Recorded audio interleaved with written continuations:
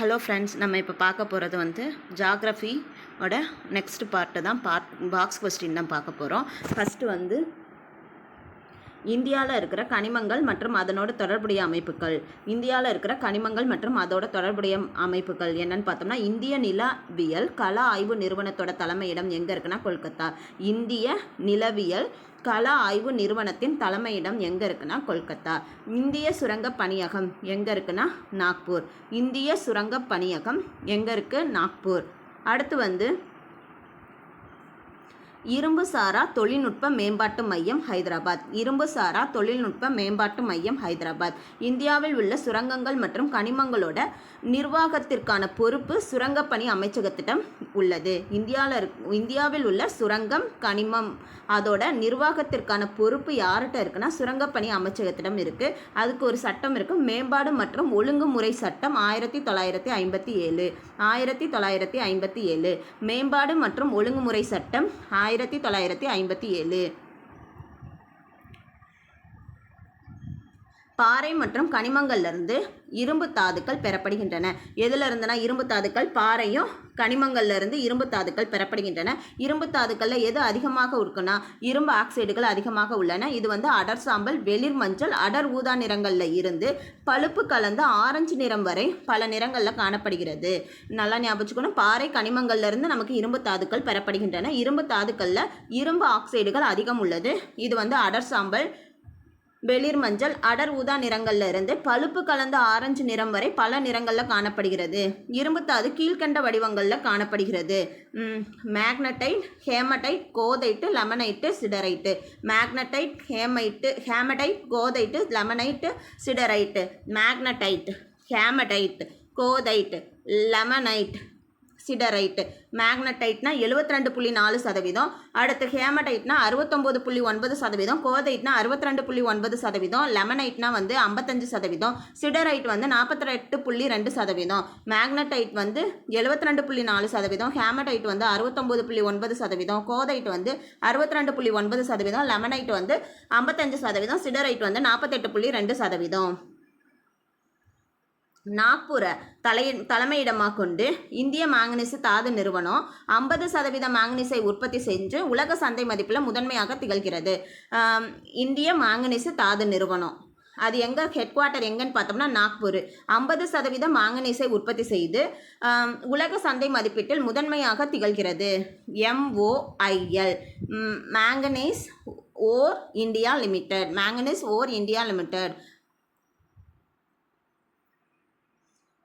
அடுத்து இந்துஸ்தான் தாமிர நிறுவனம். இந்துஸ்தான் தாமிர நிறுவனம் இந்திய அரசால் நிர்வகிக்கப்படும் இந்திய சுரங்கத்துறை அமைச்சகத்தோட கீழே இயங்கக்கூடிய ஒரு பொதுத்துறை நிறுவனம் ஆகும்.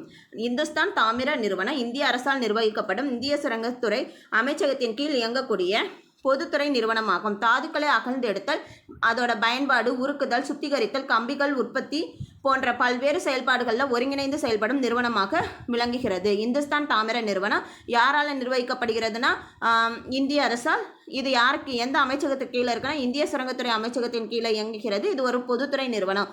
இது என்னென்ன செயல்பாடு பண்ணதுன்னு பார்த்தோம்னா தாதுக்களை அகழ்ந்தெடுக்குது, பயன்பாடு, உருக்குதல், சுத்திகரித்தல், கம்பிகள் உற்பத்தி, இந்த மாதிரி பல்வேறு செயல்பாடுகளில் ஒருங்கிணைந்து செயல்படும் நிறுவனமாக விளங்குகிறது.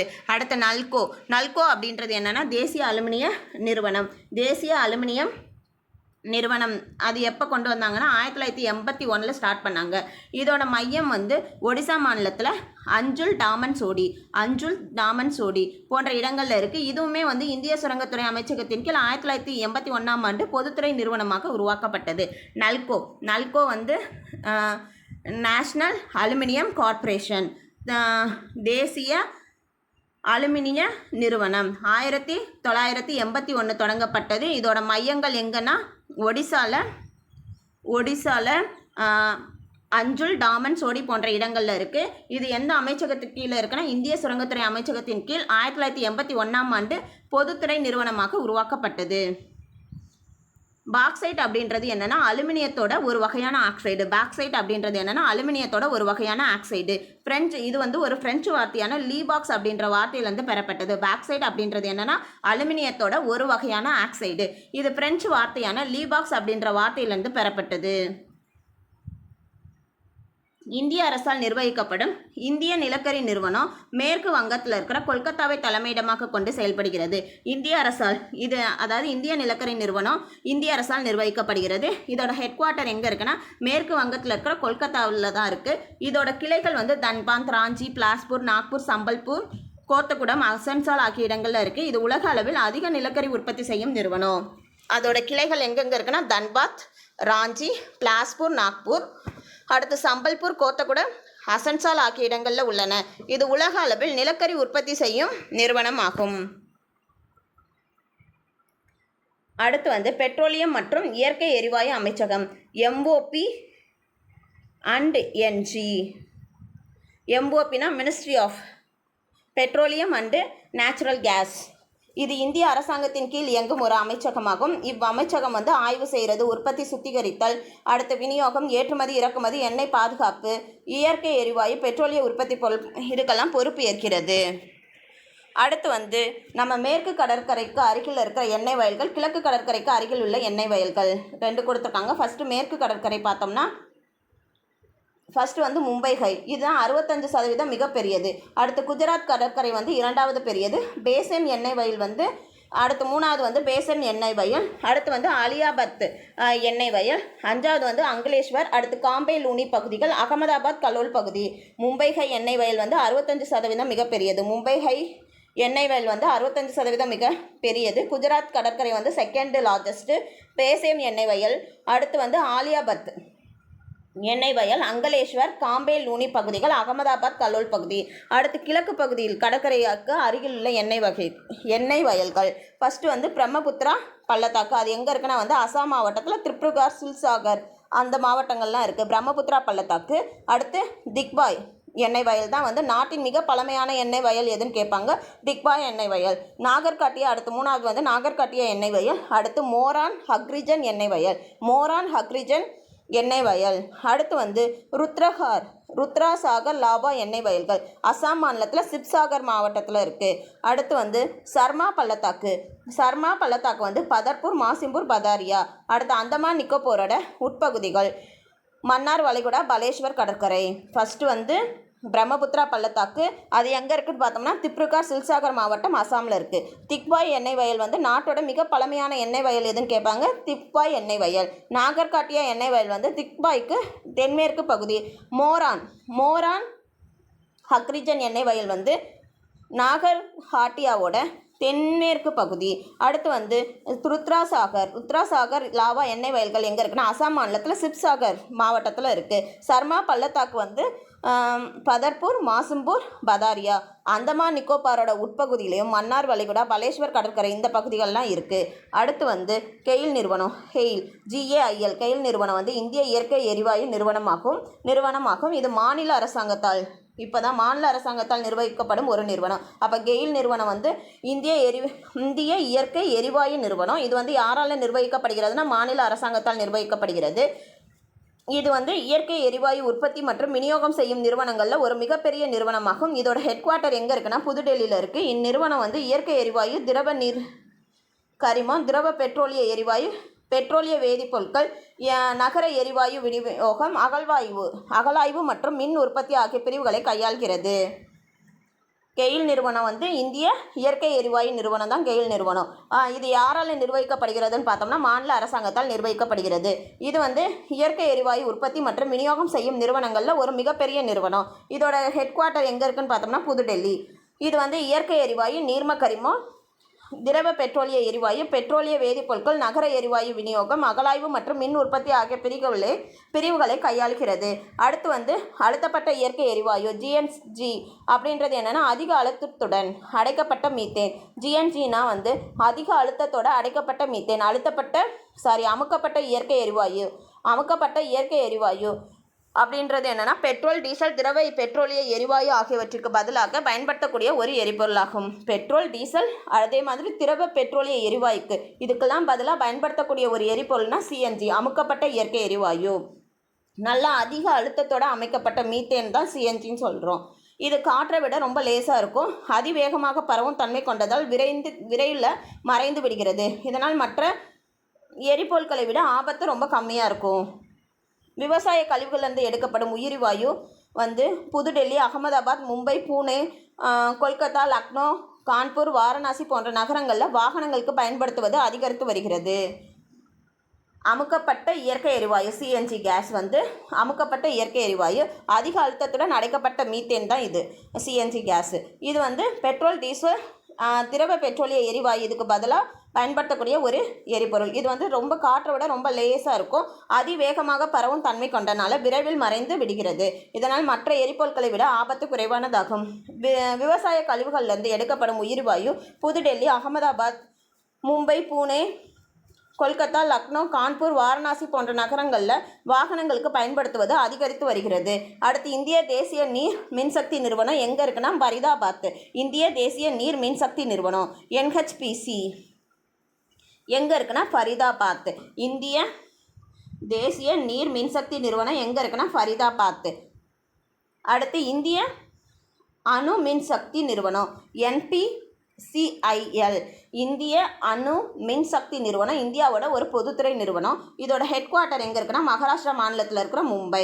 இந்திய அணு மின்சக்தி நிறுவனம் இந்தியாவோட ஒரு பொதுத்துறை நிறுவனம். இது வந்து மகாராஷ்டிரா மாநிலத்தில் உள்ள மும்பையை தலைமையிடமாக கொண்டு இயங்கும் ஒரு அரசு நிறுவனம் ஆகும். இந்த நிறுவனம் வந்து அணு மின்சக்தி உற்பத்திக்கான பொறுப்பை வகிக்கிறது. மேலும் இந்நிறுவனம் இந்திய அணுசக்தி துறையினால் நிர்வகிக்கப்பட்ட அணுமின் நிலையங்கள் அமைத்தல் மற்றும் செயல்படுத்துதல் ஆகிய பணிகளை மேற்கொள்கிறது. மேலும் இந்நிறுவனம் வந்து இந்திய அணுசக்தி துறையினால் நிர்வகிக்கப்பட்டு அணுமின் நிலையங்கள் அமைத்தல் மற்றும் செயல்படுத்துதல் ஆகிய பணிகளை மேற்கொள்கிறது. அடுத்து இந்தியாவோட முதல் நீர்மின் நிலையம் 1897 டார்ஜிலிங்கில் நிறுவப்பட்டது. இந்தியாவோட முதல் நீர்மின் நிலையம் 1897 டார்ஜிலிங்கில் நிறுவப்பட்டது. அடுத்து இந்தியாவோட சூரிய சக்தி நிறுவனம் இந்திய நிறுவனம் புதுடெல்லியை தலைமையிடமாக கொண்டு உள்ளது. இந்தியாவிலேயே அதிக அளவு காற்றாலையை கொண்டுள்ள மாநிலம் தமிழ்நாடு விளங்குகிறது. இந்தியாவிலேயே அதிக அளவு காற்றாலைகளை கொண்டுள்ள மாநிலம் வந்து தமிழ்நாடு விளங்குகிறது. கன்னியாகுமரி மாவட்டத்தில் இருக்கிற முப்பந்தல் பெருங்குடி பகுதி, கன்னியாகுமரி டிஸ்ட்ரிக்டில் இருக்கிற முப்பந்தல் பெருங்குடி பகுதி தான் உலகிலேயே ஒரு பகுதியில் அதிக காற்றாலைகளை கொண்ட பெரிய காற்றாலை பண்ணை ஆகும். இந்தியாவிலேயே அதிக அளவு காற்றாலைகளை கொண்டுள்ள மாநிலமாக தமிழ்நாடு விளங்குகிறது. கன்னியாகுமரி மாவட்டத்தில் இருக்கிற முப்பந்தல் பெருங்குடி பகுதி தான் உலகிலேயே ஒரு பகுதியில் அதிக காற்றாலைகளை கொண்டுள்ள பெரிய காற்றாலை பண்ணை ஆகும். அடுத்து தேசிய காற்றாற்றல் நிறுவனம் NIEW தேசிய காற்றாற்றல் நிறுவனம் சென்னையில் இருக்கிற தேசிய காற்றாற்றல் நிறுவனம். இது எங்கே இருக்குன்னு பார்த்தோம்னா நம்ம சென்னையில் தான் இருக்குது. தேசிய காற்றாற்றல் நிறுவனம் எங்கே இருக்குன்னா சென்னையில் தான் இருக்குது. இது எப்போ கொண்டு வந்தாங்கன்னா 1998 1998 நம்ம சென்னையில் 1998 தேசிய காற்றாற்றல் நிறுவனம் கொண்டு வந்தாங்க. இது ஒரு தன்னாட்சி நிறுவனமாக புதிய மற்றும் புதுப்பிக்கக்கூடிய ஆற்றல் வளங்கள் அமைச்சக நிர்வாகத்தின் கீழ் ஏற்படுத்தப்பட்டது. புதிய மற்றும் புதுப்பிக்கக்கூடிய ஆற்றல் வழங்க அமைச்சக நிர்வாகத்தின் கீழ் ஏற்படுத்தப்பட்டது. இதோட பணி என்னன்னு பார்த்தோம்னா காற்று வள மதிப்பீடு ஆய்வு மற்றும் சான்றளித்தல் தான் இதோட பணி. தேசிய காற்றாற்றல் நிறுவனம் NIEW வந்து இதோட ஹெட் குவார்ட்டர் சென்னையில் தான் இருக்குது. இது எங்கே இருக்குன்னா சென்னையில் இருக்குது. தேசிய காற்றாற்றல் நிறுவனம் 1998 கொண்டு வந்திருக்காங்க. இது ஒரு தன்னாட்சி நிறுவனம். புதிய மற்றும் புதுப்பிக்கக்கூடிய ஆற்றல் வழங்க அமைச்சக நிர்வாகத்தின் கீழே ஏற்படுத்தப்பட்டிருக்கு. இதோட பணிகள் என்னன்னு பார்த்தோம்னா காற்று வள மதிப்பீடு ஆய்வு மற்றும் சான்றளித்தல். இந்தியாவோட முதல் பருத்தி நெசவாலை 1818 கொல்கத்தாக்கு பக்கத்தில் இருக்க ஃபோர்ட் கிளாஸ்டர் அப்படின்ற பிளேஸில் ஸ்டார்ட் பண்ணியிருக்காங்க. இந்தியாவில் முதல் பருத்தி நெசவாலை 1818 முதல் பருத்தி நெசவாலை 1818 கொல்கத்தாக்கு பக்கத்தில் இருக்கிற ஃபோர்ட் கிளாஸ்டர் அப்படின்ற இடத்துல ஸ்டார்ட் பண்ணியிருக்காங்க. இந்தியாவோட முதல் நெசவாலை 1818 கொல்கத்தாக்கு அருகில் இருக்கிற ஃபோர்ட் கிளாஸ்டர் அப்படின்ற பிளேஸில் ஸ்டார்ட் பண்ணியிருக்காங்க.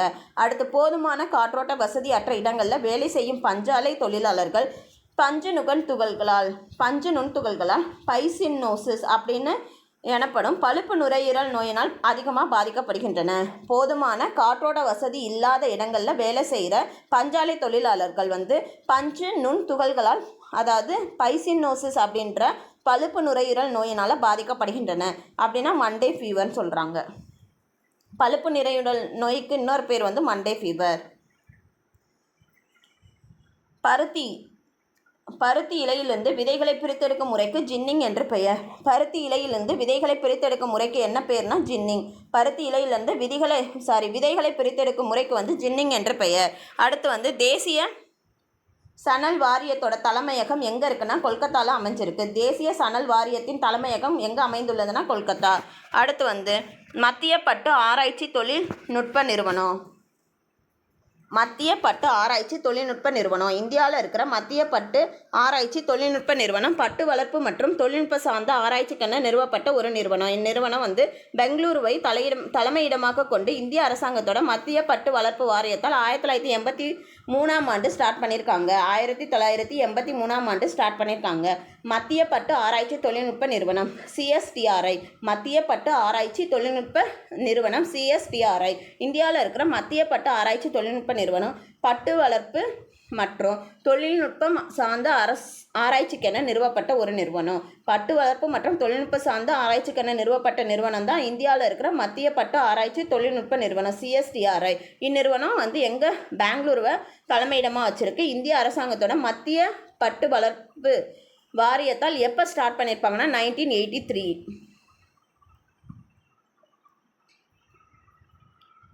இந்திய வர்த்தகத்துறை அமைச்சகத்தின் கீழ் நவம்பர் 20, 1975 தொடங்கப்பட்ட கைத்தறி வளர்ச்சி ஆணையர் அலுவலகம் தற்போது இந்திய ஜவுளித்துறை அமைச்சகத்தின் கீழ் புதுடெல்லியில் உத்தியோக் பவனில் தலைமையிடமாக கொண்டு செயல்படுகிறது.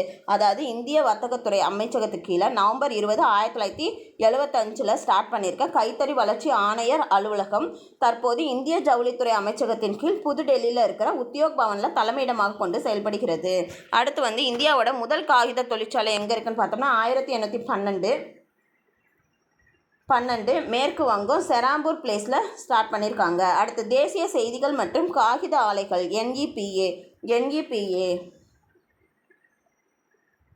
NEPA மத்திய பிரதேச மாநிலம் பர்கான்பூர் மாவட்டத்தில் இருக்கிற நேபா நகர் அப்படின்ற பிளேஸில் அமைஞ்சிருக்கு. தேசிய செய்திகள் மற்றும் காகித ஆலைகள் மத்திய பிரதேச மாநில பர்கான்பூர் மாவட்டத்தில் நேபா நகர் பிளேஸில் அமைஞ்சிருக்கு. இரும்பு மற்றும் எஃகு உற்பத்தி தொழிற்சாலை முதல்ல 1830 தமிழ்நாட்டில் போர்டோனோவாவில் அமைக்கப்பட்டிருக்கு. இரும்பு மற்றும் எஃகு உற்பத்தி தொழிற்சாலை ஃபஸ்ட்டு 1830 முதல்ல 1830 நம்ம தமிழ்நாடு போர்டோனோவாவில் அமைக்கப்பட்டது.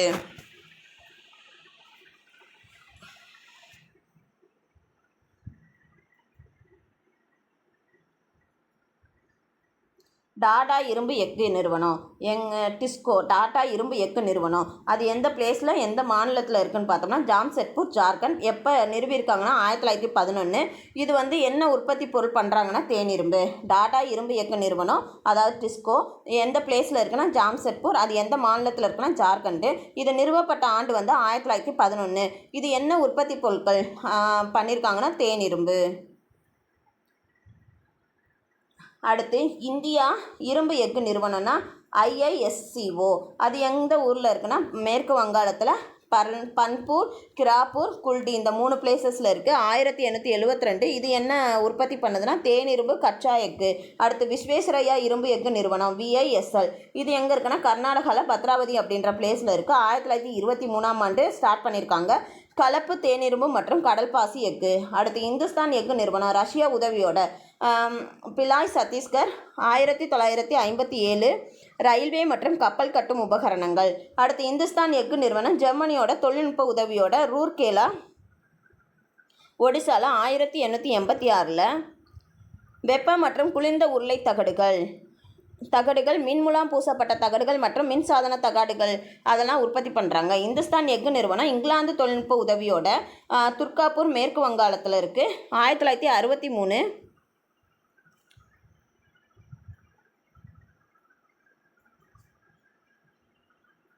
1959 உலோக கலவை கட்டுமான பொருட்கள் ரயில்வே உபகரணங்கள். அடுத்து இந்துஸ்தான் எஃகு நிறுவனம் ரஷ்யாவோட தொழில்நுட்ப உதவியோட பொகாரா ஜார்க்கண்ட் 1972 இரும்பு கழிவு மற்றும் இரும்பு உலோகம். சேலம் எஃகு ஆலை சேலம் தமிழ்நாடு 1982 நிறுவப்பட்டிருக்கு. துருப்பிடிக்காத இரும்பு தயாரிக்கிறாங்க உற்பத்தி பண்ணுறாங்க.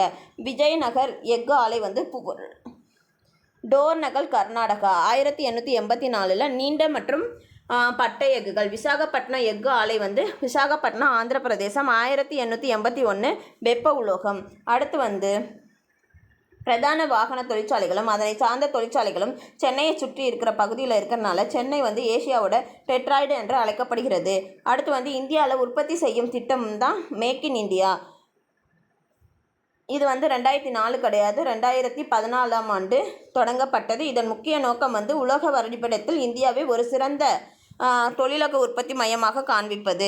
அடுத்து வந்து உயிர் எரிசக்தி அப்படின்றது பயோகேஸ் அப்படின்னா என்னென்னா, நம்ம தாவர விலங்கின கழிவுகள்லேருந்து உற்பத்தி செய்யப்படும் மீத்தேன் கார்பன் டை ஆக்சைடை தான் நம்ம உயிரி சக்தின்னு சொல்கிறோம். தாவரங்கள் விலங்குகள் கழிவுகள்லேருந்து உற்பத்தி செய்யப்படுற மீத்தேன் கார்பன் டை ஆக்சைடை தான் நம்ம உயிரி சக்தி அப்படின்னு சொல்கிறோம். புதைப்படிவ எரிபொருட்கள்னால் இயற்கையில் கிடைக்கும் கரிம அல்லது நீரக கரிம பொருட்களான நிலக்கரி, பெட்ரோலியம் மற்றும் இயற்கை எரிவாயு, இதை தான் வந்து புதைப்படிவ எரிபொருட்கள் சொல்கிறோம். இயற்கையில் கிடைக்கிற கரிம அல்லது நீரக கரிம பொருட்கள் நிலக்கரி, பெட்ரோலியம் மற்றும் இயற்கை எரிவாயு, இதை தான் புதைப்படிவ எரிபொருட்கள். தாது ஓர்னா என்னென்னா, புவியோட மேலோட்டில் படிஞ்சிருக்கிற ஒன்று அல்லது அதற்கு மேற்பட்ட கனிம கலவை தாதுக்கள் தான் ஓர் அப்படி சொல்கிறோம். சூரிய சக்தி அப்படின்றது என்னென்னா, சூரிய வெப்ப கதிர்வீச்சை மின்சக்தியாக மாற்றுதல். அடுத்து அனல் மின் நிலையம், தெர்மல் பவர் ஸ்டேஷன். பெட்ரோலியம் மற்றும் நிலக்கரியை எரித்து மின் உற்பத்தி செய்யும் நிலையங்கள் தான் வந்து அனல் மின் நிலையம்.